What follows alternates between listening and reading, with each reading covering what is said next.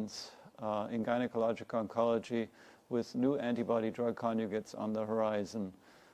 Many of them in development. Recently, 3 have been approved for gynecologic malignancies: mirvetuximab for folate receptor-positive ovarian cancer, the T-DXd for HER2-expressing gynecologic malignancies, and Tivdak has been approved for tissue factor-positive cervical cancer. So we have our first experiences, but there are 20 to 25 different drugs following. And we can learn from our past experience, help other ADCs succeed, and so that they really expand our treatment arsenal for gynecologic malignancies.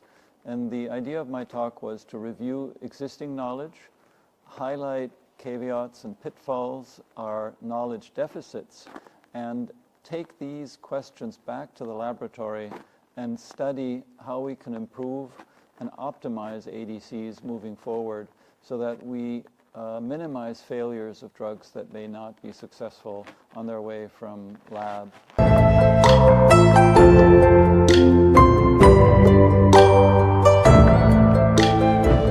The basic idea of an ADC is that we can deliver a chemotherapy payload with greater precision to cells, particularly cancer cells, and bypass healthy cells. So we have the hopes that the drugs are more effective, but most importantly, we have the hopes that there's less toxicity on normal cells that do not express the target antigen. So it's a precision medicine, targeted delivery of chemotherapy. That said, we still underlie the same rules of potentially delivering a drug that causes toxicity. We still underlie the rules that theoretically there is development of drug resistance to the chemotherapy payload that we deliver. But what's been known so far is that ADCs allow us to give chemotherapy in a safer and better tolerated way compared to standard of care chemotherapy. A simple example is that it's been my experience that we can treat patients on ADCs for up to 20, 30, sometimes 40 treatment cycles if needed, whereas this is not possible with standard of care chemotherapy, where often after 6 or 8 cycles the toxicities develop, such as neuropathy, cytopenias, changes on the nail growth, mucositis. So we have the ability to give drugs in a safer, better tolerated, but also more chronic way, which opens up completely new avenues. The problem is that not all ADCs meet these endpoints, and we have to improve the dosing, the schedule, and really understand that not all ADCs are being developed in an appropriate targeted way, be it because we're not selecting high expression of the biomarker, or be it because the drug undergoes basically cleavage before it is activated in the cells. So there's not a perfect ADC in development, and we have to optimize and improve the development of many of those coming.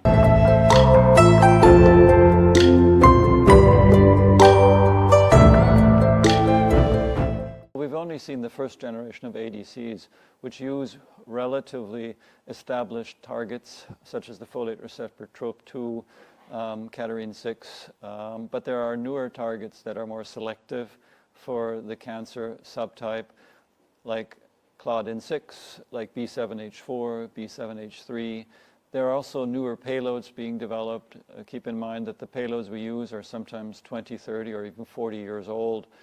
So I think there's a lot of room for improvement, and that the concept of delivering a drug in a targeted way to an antigen that is selectively expressed on cancer cells can be improved on many levels with better linkers, better technology, and we have already seen the advent of second and third generation ADCs targeting the folate receptor that have less toxicity and have the early promising data to possibly be even more effective than the first generation.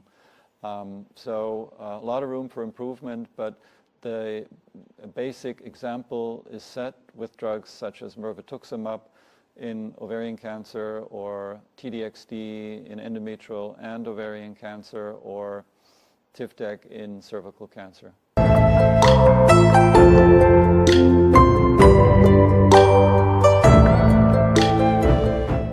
The humbling experience of working with international trials in various regions of the globe is that we all face the same healthcare problems.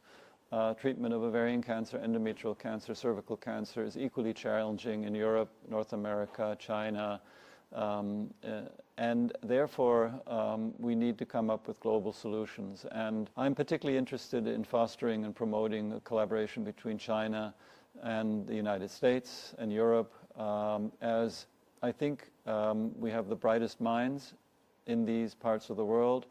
We have excellent clinical research infrastructure.